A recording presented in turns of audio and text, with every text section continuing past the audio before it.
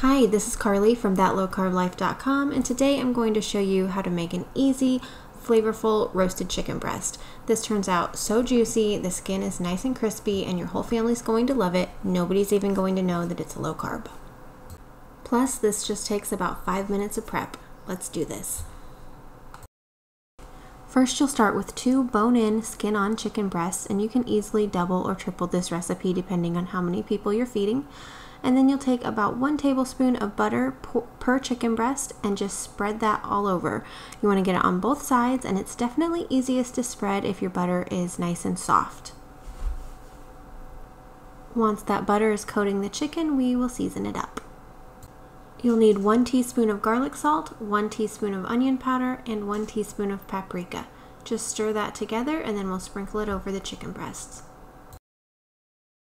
These seasonings are really simple and they work well on any cut of chicken. You could do this when you're roasting the chicken, baking, grilling, however you like to cook it. This seasoning works really well. Once the chicken is completely seasoned, pop this into a 425-degree oven for 40 minutes. This chicken turns out so juicy and flavorful. The skin is nice and crisp, the chicken is tender, and it's just a really easy weeknight dinner that the whole family loves, and it just happens to be low carb as well. Serve it up with your favorite side like mashed cauliflower or steamed broccoli. It goes really great with just about anything. And if you like this recipe, go check it out at thatlowcarblife.com.